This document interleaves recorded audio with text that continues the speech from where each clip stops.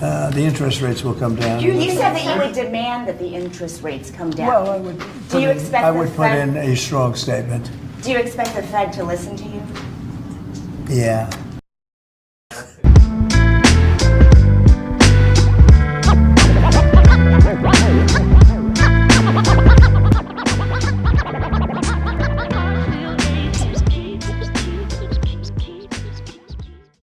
Mic check, 1 2 1 2. It's your boy Dre Lasso here with another crypto rant for your head top. So for today's crypto rants, we're definitely going to touch on the Fed meeting, the FOMC meeting that took place today. So Jerome Powell just wrapped up another Federal Reserve meeting, right? And guess what? No rate hikes for now, at least, right? The Fed is keeping rates steady between 4.25% and about 4.5%. But the real question is, what happens next? March, May? Who knows? But one thing's for sure, this decision will shake up the crypto markets in ways the mainstream won't tell you, right? The good thing is, it might be good, but we don't have any FOMC meeting for February. So this is the last meeting until March. So potentially there might be a rate cut in March, but for right now, it's going to be staying steady, right? So the Fed pauses crypto. So the Fed pauses interest rates and the crypto fate. Right? Crypto is glued to the Fed's every move. If inflation keeps cooling off, that's a bullish sign for Bitcoin, Ethereum, and altcoins. But if Powell decides to jack up rates later, we'll expect some turbulence. It's going to be a volatile market. It's going to get very shaky. So here's the play. Institutions are watching inflation like hawks. If the Fed holds steady or cuts rates later this year, big money could flow into crypto. Remember 2020? Stimulus money? Low rates. Bitcoin hit an all-time high. So keep your eyes on March and May, right? Those are two targets that people are looking for. And usually May is like sell in May and go away and then come back after June, July, or maybe even August. That's usually how it plays out. That's how it works out in traditional investing like the stock markets, and crypto usually follows that. Now let's touch on AI, NVIDIA, and crypto for a second, right? The new power trio, right? So I'm sure you heard about DeepSeek. If you haven't, check the video that I just dropped about DeepSeek and how it shook the market up and caused everything to just bleed. So as we talk about AI, it's not just about ChatGPT. AI is fueling the crypto market in ways most people aren't even considering and many aren't really understanding, right? NVIDIA is the king of AI chips and is at the center of it all. They're driving the future of AI-driven blockchain innovations. And let's be real, AI and crypto are going to be inseparable. They're the perfect marriage, the greatest synergy in technological history. Smart contracts, trading bots, predictive analytics. AI is about to supercharge crypto's capabilities, and it already has. Now, before we move forward, I'm going to talk about NVIDIA a little bit, right? So I personally discovered NVIDIA around like 2017, 2018, maybe around that time period. I do videography, do camera work. So I was in B&H Photo, which is one of the biggest photo camera stores, electronic stores in New York City.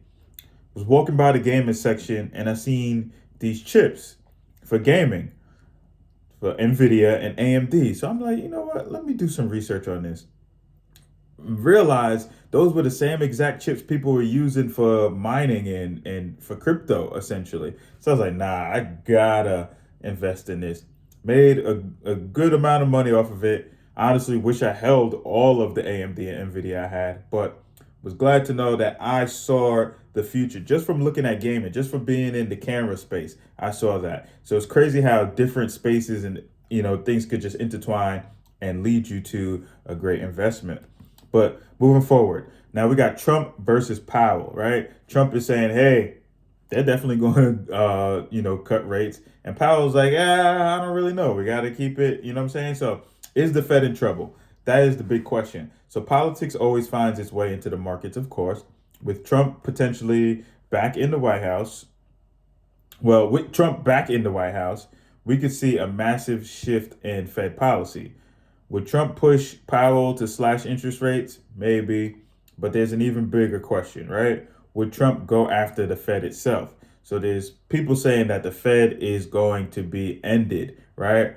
Raw Paul pretty dope economist, has been saying it for years, and the Fed, right? If the US ever took a hard stance against centralized banking, crypto could explode as a decentralized alternative, pretty much, right?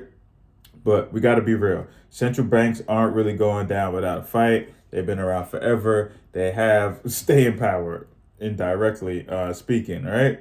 Now, we got to talk about the geopolitics because that has a lot to do with crypto and the market. It's all about the macro and that it affects the micro, right? So China, Nvidia, and crypto's role in all of this, right? Speaking of fights, we got to talk about China. Trump is already considering blocking Nvidia's chip sales to China. And why does that matter? And this is all going back to DeepSeek because we found out that DeepSeek, a cheaper, more nimble, more faster ChatGPT, was actually using Nvidia's chips. And they did everything they could do to make it faster and cheaper at a smaller cost, the fraction of the price, right? So tech wars impact national security and financial markets. If the US starts cutting off China's access to high-end AI chips, expect retaliation. And that could shake up both stocks and crypto. The big players always hedge their bets, and in times of uncertainty, they look for alternative assets like gold and Bitcoin. Bitcoin has nothing to do with any government, even though governments are starting to invest in it. It's not biased to any government. It's not biased to anyone. It is a free market. So it's also a hedge against inflation, against the de-dollarization and all that stuff. So a lot of times people will shove that money into Bitcoin as a store of value. Now, speaking of gold and digital gold, gold hits record highs. And is crypto next? In my opinion, I believe so. But it is going to be volatile. It is going to be choppy. So, just be patient. Some analysts believe Bitcoin is becoming digital gold.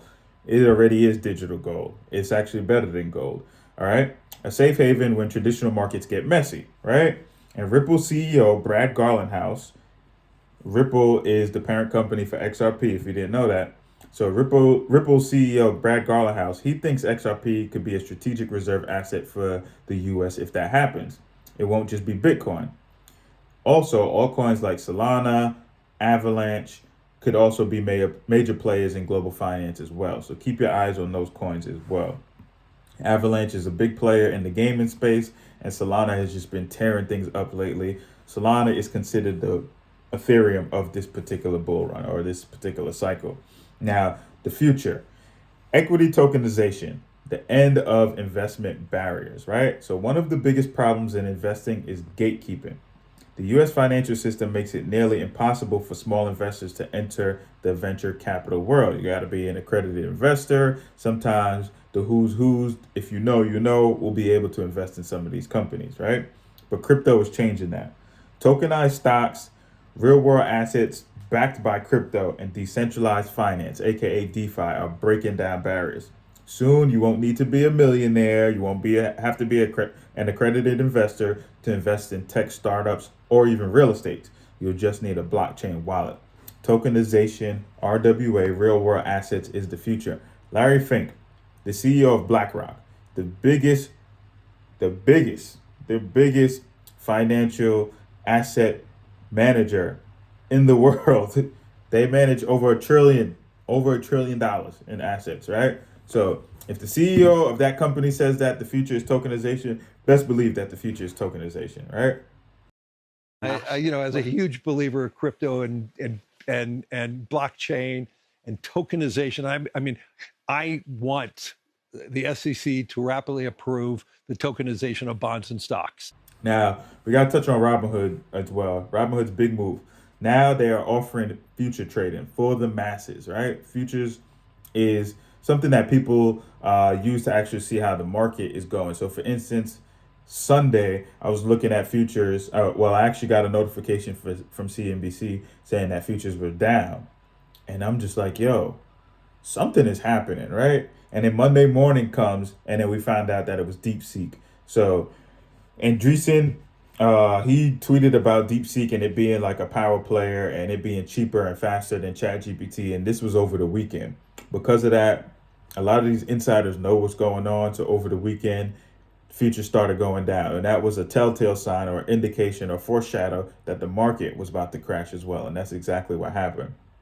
But futures is a like an asset or investment vehicle that can catapult your portfolio to like Valhalla, to the moon, right? But you got to know what you're doing, and you got to have a big bag to invest in futures anyway. So it's not just for the regular investor. But Robinhood is changing that. They're allowing it for the masses now. And speaking of access, Robinhood is bringing futures trading to the everyday investor. This is another sign that traditional finance is merging with crypto.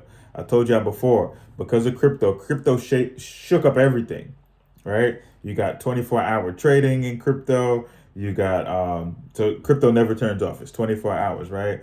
You got fractional shares and whatnot. A lot of platforms didn't allow fractional shares, not unless you had dividends, and you could do like the DRIP, the dividend reinvestment programs. So crypto has been changing the game ever since it's been introduced, and it's continued to change the game now.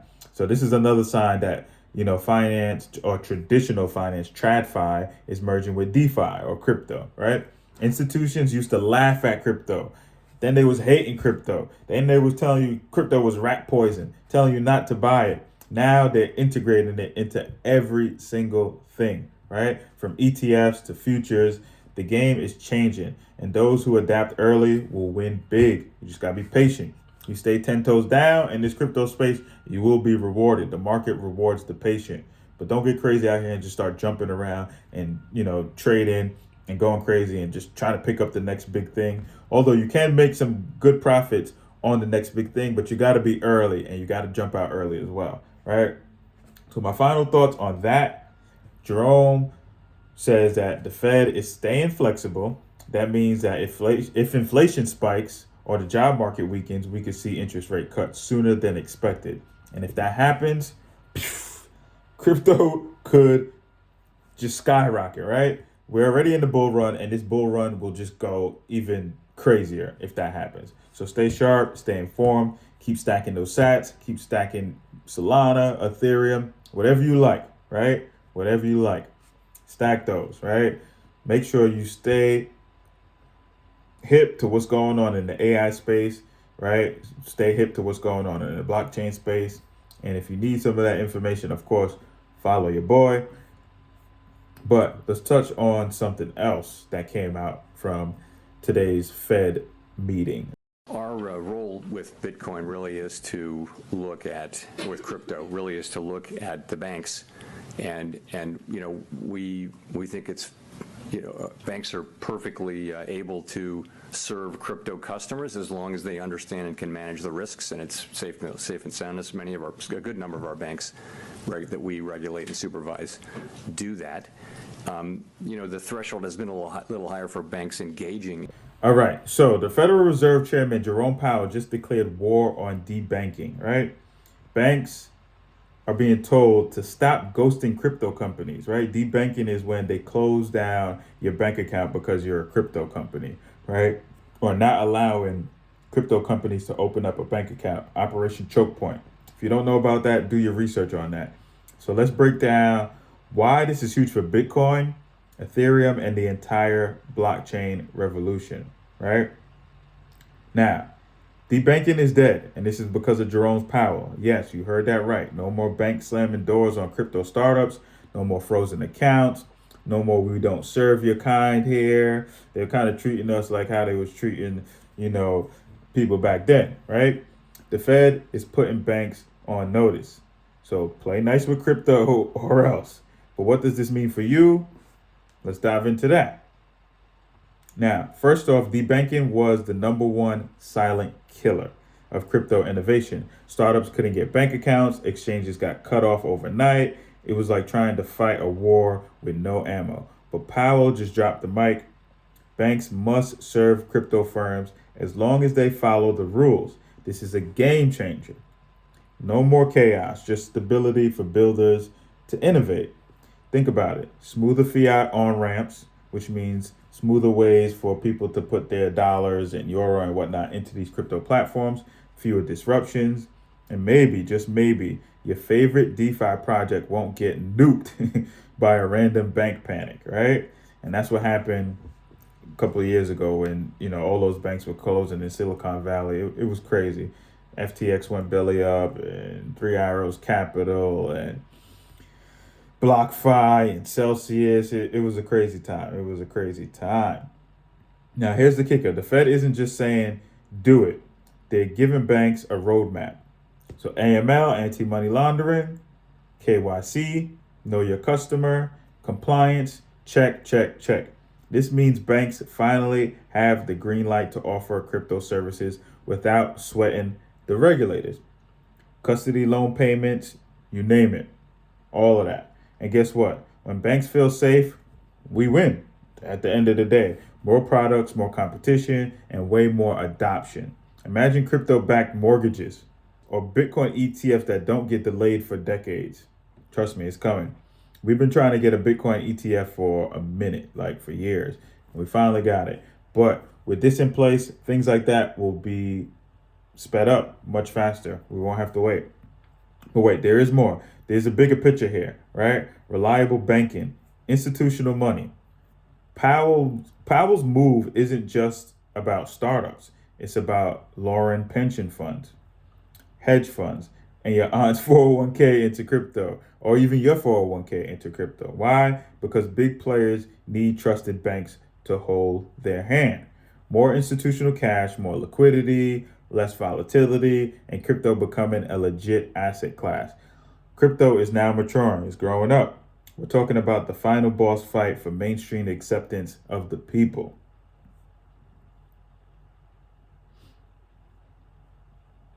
And all right, also, we can't forget the dirty secret of crypto, offshore banking. Desperate companies fleeing to sketchy jurisdictions just to survive. We ain't got to worry about that no more. Powell's slamming the door shut. Why risk your reputation in the Bahamas when you can, just get a bank down the street? This keeps crypto clean, it keeps it transparent and out of the regulatory crosshairs. Less risk, more trust. And the reason why we say Bahamas is because Sam Bankman-Fried was over in the Bahamas while he was scamming. Dude was wilding. He was taking all the investors' money and then trying to invest it and flip it and do some craziness.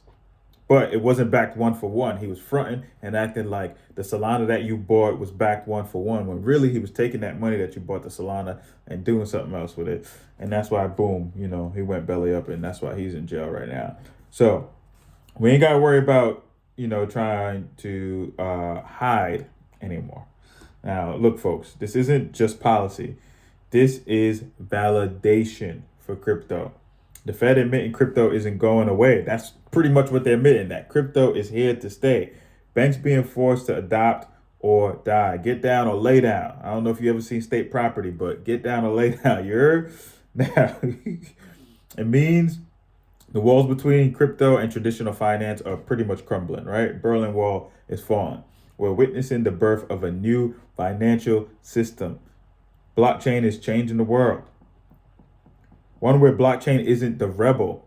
Not anymore. We ain't going to be the rebel, but we are going to be the rulers, right? So stay greedy. Stay skeptical. But mark my words, 2025 just became crypto's breakout year. And maybe even 2024 was crypto's breakout year as well, with the Bitcoin ETF, and then we got the Ethereum ETF. But 2025 is definitely solidifying everything, right? So I'm hyped. I know you hyped. So if you are hyped, make sure you smash that like button. Make sure you subscribe. Ring the bell so you can get notified when we drop another banger. Tell a friend to tell a friend. It's your boy, Dre La Soul, Crypto Rants. We out.